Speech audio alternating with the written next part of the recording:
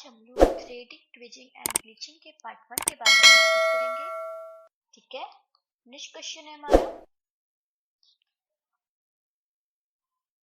Threading के लिए मतभेद मतलब कॉन्ट्रा इंडिकेशन में शामिल होता है। क्या शामिल होता है? ब्रशिंग त्वचा, स्क्रबिंग त्वचा, सूखी त्वचा या ऑयल त्वचा। कौन सा ऑप्शन होगा हमारा? स्क्रबिंग त्वचा। क्यों?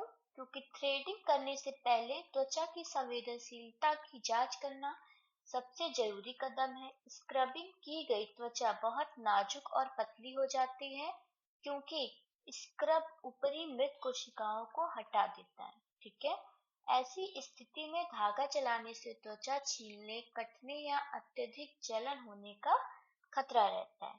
ठीक है, नेक्स्ट क्वेश्चन है हमारा, ब्लीचिंग के पहले सही एलर्जी जांच मतलब पैच टेस्ट के स्थान पर निशान लगाएं। ब्लीचिंग करने से पहले सही एलर्जी जांच के लिए हमें कहाँ निशान लगाना चाहिए? कान के पीछे, कोहनी अंदर की ओर, गाल पे या अग्रभुजा। कौन सा ऑप्शन होगा हमारा? कान के पीछे। ठीक है, क्यों? क्योंकि ब्लीच में सक्रिय रासायनिक तत्व होते हैं जो संवेदनशील त्वचा पर प्रतिकूल प्रतिक्रिया कर सकते हैं। कान के पीछे की त्वचा चेहरे की त्वचा के समान ही कोमल होती है। यहाँ ब्लीच लगाकर 24 घंटे तक यहाँ देखा जाता है कि कोई खुजली, दाने या लालिमा तो नहीं हो रही है। ठीक है, नेक्स्ट क्वेश्चन है हमारा, थ्रेडिंग का उद्भव कहाँ से हुआ? कहाँ से हुआ? यूनान से, चीन से, फ्रांस से या रूस से। मतलब थ्रेडिंग जो है वो कहाँ से उद्भव हुआ? तो कौन सा ऑप्शन होगा हमारा? चीन से। ठीक है, थ्रेडिंग अनचाहे बालों को हटाने की एक प्राचीन तकनीक है। ऐतिहासिक तथ्यों के अनुसार इसका उद्भव और विकास सबसे पहले चीन में हुआ था। ठीक है, प्राचीन काल में चीनी महिलाएं चेहरे की सुंदरता के लिए इस धागे वाली तकनीक का उपयोग करती थी। ठीक है, नेक्स्ट क्वेश्चन है हमारा, भौहों मतलब आईब्रोज, आईब्रोज को क्या कहते हैं? भौहों के कितने आकार पाए जाते हैं? तो कितने आकार पाए जाते हैं? 12, 10, 8 या 6। कौन सा ऑप्शन होगा हमारा? 8। ठीक है, क्यों? क्योंकि हर व्यक्ति के चेहरे की बनावट ओवल, राउंड, स्क्वायर ईटीसी अलग होती है। ठीक है, मतलब हर व्यक्ति के चेहरे की बनावट अलग अलग होती है, तो उसके ही शेप के अकॉर्डिंग हम लोग थ्रेडिंग का शेप देते हैं। ठीक है, सौंदर्य विशेषज्ञों ने चेहरे के संतुलन को बनाए रखने के लिए भौहों के 8 मुख्य आकार निर्धारित किए हैं। कौन कौन से हैं वो? Round, soft, arc, high arc और फ्लैट जैसे आकार प्रमुख हैं। ठीक है, नेक्स्ट क्वेश्चन है हमारा, भौहों की थ्रेडिंग तकनीक का कहाँ से सृजन हुआ था? भौहों की थ्रेडिंग तकनीक का कहाँ से सृजन हुआ था? चीन से, भारत से, रूस से या अमेरिका से। तो कौन सा ऑप्शन सही होना चाहिए हमारा? चीन से। ठीक है, भौहों को विशिष्ट रूप से धागे मतलब कॉटन थ्रेड द्वारा आकार देने की तकनीक का सृजन चीन में हुआ। यह तकनीक हाथ और मुंह के बीच धागे को नियंत्रित करके बालों को जड़ से निकालने पर आधारित है। ठीक है, नेक्स्ट क्वेश्चन है हमारा, कॉर्टेक्स परत में पिगमेंट को बदलकर बालों को स्थायी रूप से हल्का बनाने की प्रक्रिया है। कौन सी प्रक्रिया है? वैक्सिंग, ब्लीचिंग, कलरिंग या फर्निंग। तो कौन सा ऑप्शन सही होना चाहिए? ब्लीचिंग। क्यों? क्योंकि बालों की सबसे महत्वपूर्ण परत कॉर्टेक्स होती है जिसमें प्राकृतिक रंग पिगमेंट होता है। ठीक है, ब्लीचिंग एक रासायनिक क्रिया है जो इस पिगमेंट को ऑक्सीडाइज करके हल्का कर देती है। यह प्रक्रिया बालों को बिना हटाए केवल उनके रंग को त्वचा के रंग के समान सुनहरा या हल्का बना देती है। ठीक है, नेक्स्ट क्वेश्चन है, थ्रेडिंग किए हुए क्षेत्र पर क्या लगाया जाता है? क्या लगाया जाता है? तेल, क्रीम, पानी या एस्ट्रीजेंट? तो कौन सा ऑप्शन सही होना चाहिए?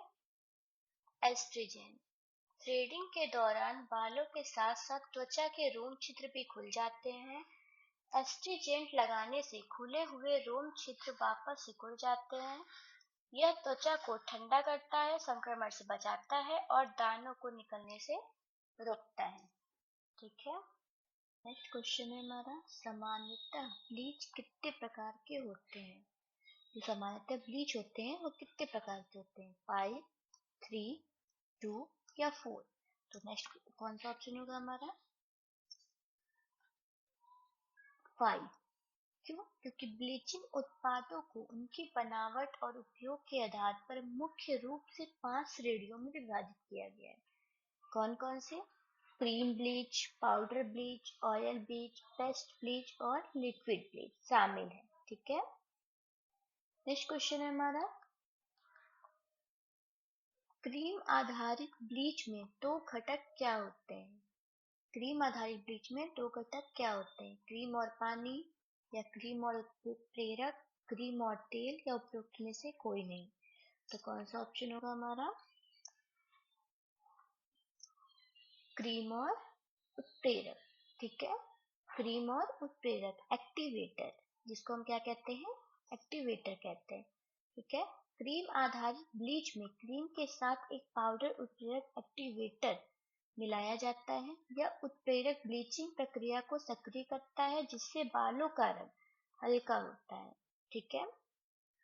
नेक्स्ट क्वेश्चन है हमारा,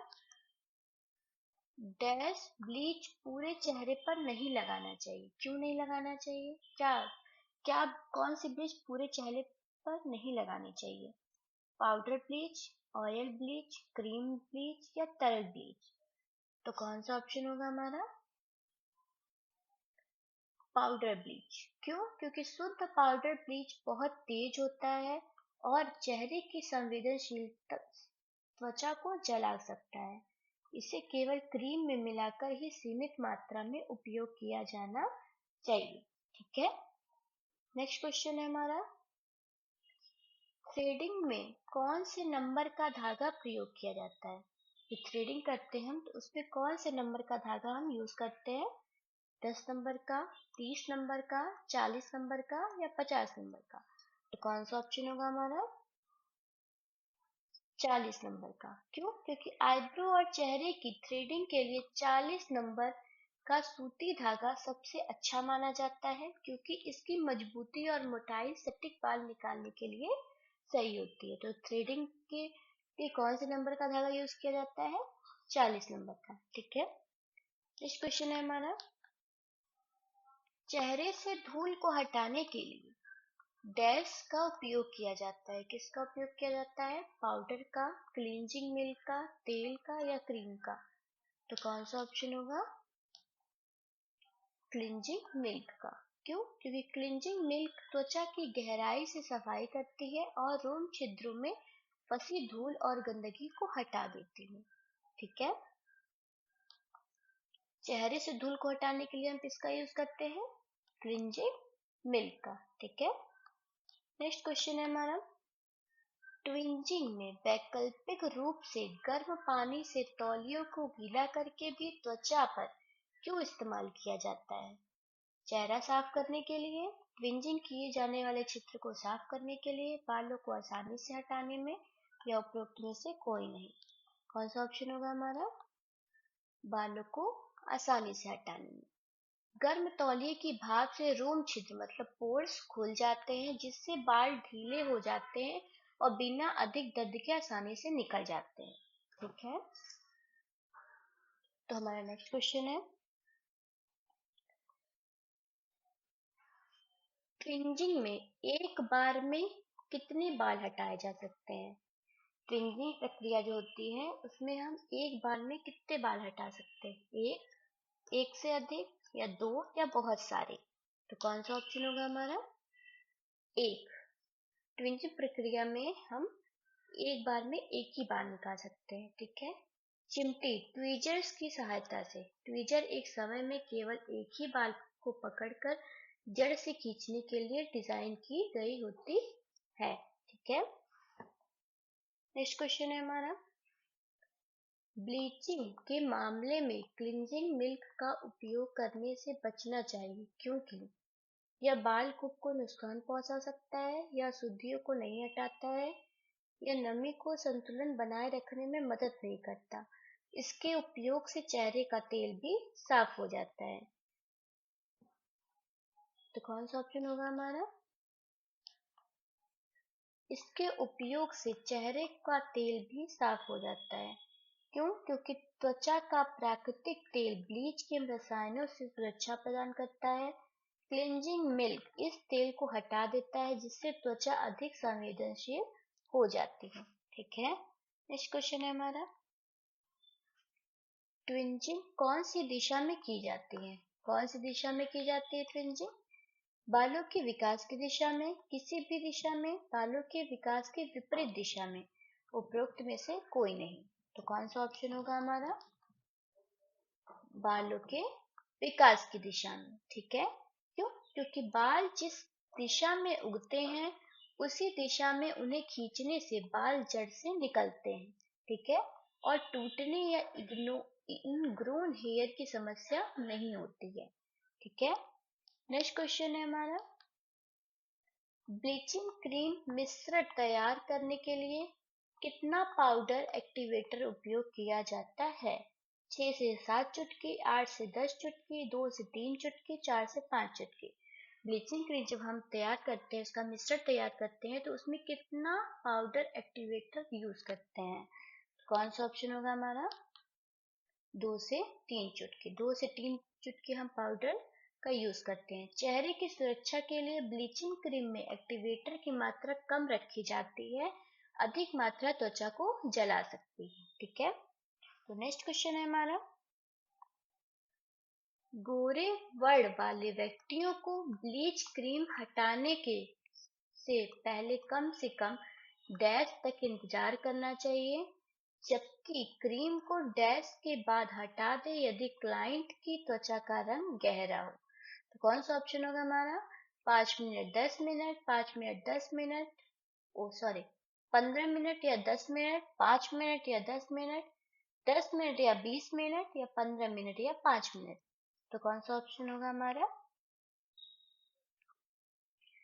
15 मिनट 10 मिनट। ठीक है, गोरी त्वचा पर काले बालों को छिपाने के लिए अधिक समय चाहिए होता है, जबकि सांवली त्वचा पर ब्लीच ज्यादा देर रखने से बाल बहुत पीले दिखने लगते हैं।